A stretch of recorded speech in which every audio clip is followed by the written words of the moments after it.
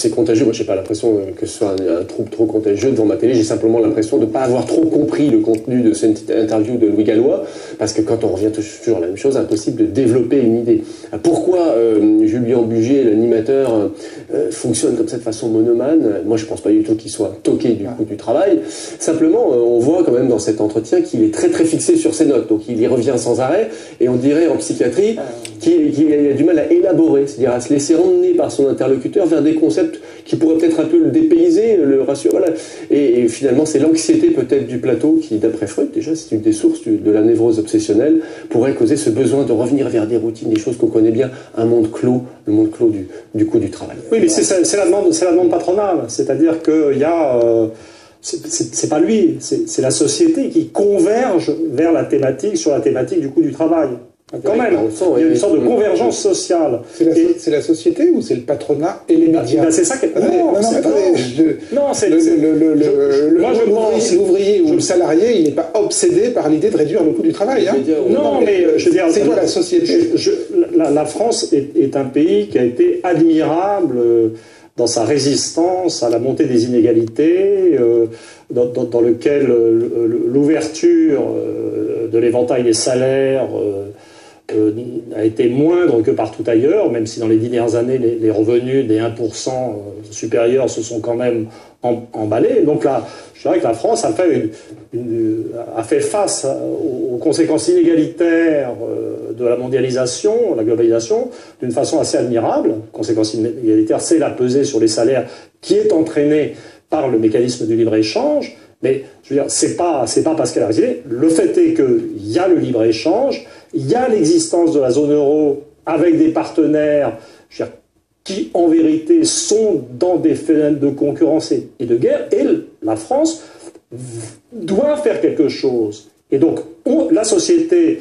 non, mais attendez, on va mettre les pieds dans le plat. Et donc, suivre la voie allemande. Mais non. Suivre la voie... Vous vraiment pas. Non, mais vraiment, je suis de bonne composition, mais là... mais doit faire quelque chose. Non, je termine. Donc, la société doit affronter ce problème. Et donc, ce que, pour moi, met en évidence le débat sur le rapport Gallois, c'est que effectivement on se focalise sur le problème du coût du travail, mais qu'on va s'apercevoir bientôt qu'il y a une façon de droite et une façon de gauche d'affronter la question du coût du travail. Mais on s'en est pas encore aperçu. Là, aujourd'hui... Non, on n'y est pas encore. Aujourd'hui, novembre 2012... Non, on n'y est pas encore. Non, ça filtre. C'est-à-dire que vous avez de temps en temps, je ne vais pas donner des noms, mais il y a quand même quelques bons journalistes économiques, et de temps en temps, vous avez une remarque, vous entendez un type, je vous laisse les repérer, alors, donc là, donc vous avez le type, coût du travail, rapport Gallois, les marges, la fiscalité, le détail, et puis de temps en temps, vous entendrez un type à dire... Oui, quand même, c'est vrai qu'à l'époque où il y avait le franc, on aurait pu dévaluer, ça se serait fait automatiquement, et on aurait obtenu simplement par une dévaluation de 10, 15 ou 20%, 10 fois les effets possibles du rapport Gallois. Ça aurait été sans douleur pour la société, et ça n'aurait pas activé les conflits de classe d'une façon pareille. C'est ça qu'on a devant nous comme débat. Donc et là, mais c'est vrai qu'actuellement, dans les problématiques, et là, je dirais qu'il y a une sorte de poussée patronale et de droite ultime, je veux dire, pour utiliser, je veux dire, la situation, pour donner une interprétation de droite, une interprétation oligarchique de la thématique du coût du travail. Et moi, je pense que ça, on peut... Ultime parce que ça va leur péter dans la gueule. Parce que ça ne peut pas marcher, leur truc. C'est pas assez. Ce qu'on vient d'entendre là, c'est le champ du signe du discours patronal. Je dirais, ça me fait un peu penser à la réaction aristocratique avant la Révolution française. Ce qui a lancé la Révolution française, c'est que les nobles ont commencé à trop demander. Je veux dire, en termes d'avantages et de privilèges sociaux. Donc là, je trouve que les patrons, en fait, tendent un peu le coup pour se le faire couper actuellement. Mais la question importante, c'est que va faire le gouvernement avec ce rapport? Je veux dire, ça, ils l'ont dit. Ils l'ont dit, ils donnent 20 milliards et c'est là qu'il y a un problème. Mais les patrons là se sont exposés comme, je dirais, acteurs évidents, revendicatifs, exigeants des choses. Apparemment, ils veulent continuer à faire les patrons comme à l'époque de Sarkozy. Ils ont pas complètement accepté l'idée que la gauche était au pouvoir. Et la gauche a quand même pris quelques mesures fiscales qui ne leur plaisent pas. Donc on est dans une situation de conflit.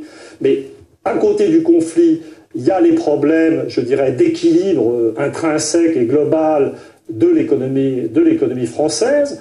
Dans ce contexte, il y a cette espèce de poussée ultime de ce que j'appellerais, au sens sociologique, la droite, les patrons, pour utiliser les tensions pour briser un peu plus le monde ouvrier, la flexibilité, etc., et ce genre de choses. Mais là où ils n'y arriveront pas, c'est que ça ne suffit pas. C'est très au-dessous de ce qu'il faut. C'est le même problème. Je vais vous faire du Pujadas à New York. Vous voulez que je vous fasse du Pujadas à New York? Vous l'avez dit, Montebourg? Quoi? Je ne l'ai pas vu depuis l'élection, Montebourg. Vous n'avez pas vu Mais je veux dire, les hommes politiques ont leur vie, les chercheurs ont leur vie, je ne sais pas... Mais je veux dire, je pense qu'il aurait beaucoup de profit à entendre ce que vous venez de dire là, par exemple. Il a qu'à regarder arrêt sur image, oui, et voilà. Il le regarde. C'est vous qui faites. Vous pensez que ça suffira en termes de réinjecter de la confiance dans l'investissement Je veux dire, il y a un monde d'illusions qui existe, mais on est... Ce que j'essayais de dire tout à l'heure, de façon un peu désordonnée ou impressionniste, je pense qu'on est à un tournant historique idéologique. C'est-à-dire qu'on a vécu 30 ans de poussée néolibérale partout. Et c'est typiquement, le débat sur le coût du travail, c'est typiquement, je dirais, c'est la vague néolibérale qui vient mourir à nos pieds. Mais ça ne marche plus. C'est la même chose aux États-Unis. C'est là que je vous dis, je vous fais du Pujadas. Les problèmes de la France, après tout, la gauche est au pouvoir dans les deux pays. Dans les deux pays, je veux dire, il y a des oligarchies ou des patronats qui regardent d'en haut et qui pensent qu'ils peuvent jouer. Mais ce que la situation a de particulier, c'est que tellement d'argent s'est accumulé en haut de la structure sociale. Et les problèmes des sociétés plus avancées, c'est tellement... je veux dire, cet argent qui est en haut, dont on ne sait pas quoi faire, qui ne sert plus aux activités productives ou à la consommation, que ça ne peut plus marcher. C'est-à-dire que la situation idéologique doit évoluer parce que les solutions ultralibérales ou néolibérales ne marchent simplement plus. D'accord. Bref, sur le hollandisme révolutionnaire, vous persistez. Sur le hollandisme révolutionnaire, vous persistez, vous signez. On est, je veux dire, on ne peut un jour ou l'autre. Je veux dire, c'est plusieurs choses. Je veux dire, le grade de conscience. Je dis que la question. Je dirais que la question. Vous étiez très sûr de vous avant l'élection. Mais j'ai fait récemment. Déporté vers la gauche. Vous pensez encore? J'ai dit, un historien jamais ne s'exprime comme ça. Ce qui était. Je dirais. Vous étiez très sûr de vous. Ce que je dis, c'est que la question lui sera posée obligatoirement et de façon de plus en plus violente, car ça n'est que le début. C'est pas la même chose. Voilà. Et j'ai tout à fait récidivé il y a 2 semaines, où je ne me souviens plus très bien, dans une interview dans Marianne, dont le titre était d'ailleurs, dans 5 ans, François Hollande sera un géant ou un nain, en fonction de la décision qu'il prend. Donc, on ne peut pas se prononcer à la base des gens. Mais c'est quand même beaucoup plus prudent ce que vous disiez avant l'élection, puisque là, vous examinez l'hypothèse du nain. Je sais pas. J'avais évoqué, je disais, il pourrait devenir une sorte de Roosevelt français. De mon point de vue, je n'ai pas changé d'étude. Je constate simplement que les questions... En tant qu'exégète de la pensée keynésienne, je note un net recul quand même. Maintenant? Ah bah oui, par rapport à vos prédictions qui étaient extrêmement catégoriques avant l'élection. Oui. Écoutez, vous êtes bien le premier, parce que je sais qu'il y a eu toute une phase où les gens me disaient le hollandisme révolutionnaire, allez, avoue que tu t'es trompé, et j'ai répété, je veux dire d'une manière qui, de mon point de vue, exprime une constance. J'ai dit, qu'est-ce que j'avais dit avant l'élection et qu'est-ce que j'ai répété là dans Marianne, c'est que le modèle, c'est le modèle du mitterrandisme inversé. C'est-à-dire que Mitterrand est arrivé au pouvoir en 81 avec un programme super à gauche, 2 ans après a fait un virage à droite dans l'austérité et la rigueur, chose qui était sans doute inévitable à l'époque. Et ce que j'ai dit et ce que j'ai répété, c'est que Hollande commencerait dans l'orthodoxie et serait au bout d'une période de temps qui ne se compte pas. Franchement, en quelques mois. Ça n'en prend pas le chemin, là. Ça n'en prend pas le chemin. Je veux dire, avec la sacralisation de ce rapport patronal, ça n'en prend pas le chemin. Non, attention. Moi, ce que j'entends, je veux dire, c'est une excitation journalistique autour du rapport. Parce que là, on est quand même dans le contexte actuel. On est, alors là, je parle en tant qu'historien, on est confronté à une situation tout à fait particulière.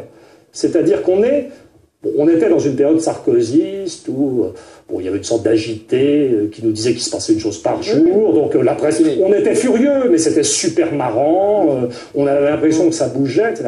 Mais là, actuellement, nécessairement, des prises de décision, des réflexions et des évolutions dans le champ des trucs sérieux, économiques et sociaux, ça ne peut pas se passer dans un rythme analogue au sarkozysme. Il y a une évaluation des situations, il y a un euro qui existe, il y a des partenaires européens qui existent, les choses avaient et là, on a une presse qui nous met, j'allais dire une presse qui nous met une pression, une bande. Avant, on avait un agité du bocal à l'Élysée, donc maintenant, on a à l'Élysée des gens qui sont calmes, mais c'est comme si on avait dans toutes les rédactions de Paris, où chaque rédaction parisienne était un bocal rempli d'agités. C'est pas possible. La question de la déroute industrielle française ne va pas se résoudre en 5 minutes sur la base d'un seul rapport commandé effectivement par un journaliste qui dit le coût du travail, le coût du travail, le coût du travail. Il faut être calme quand même, dit-il en s'excitant. Bon, on revient au calme, on parle de la Chine. Oui. Donc,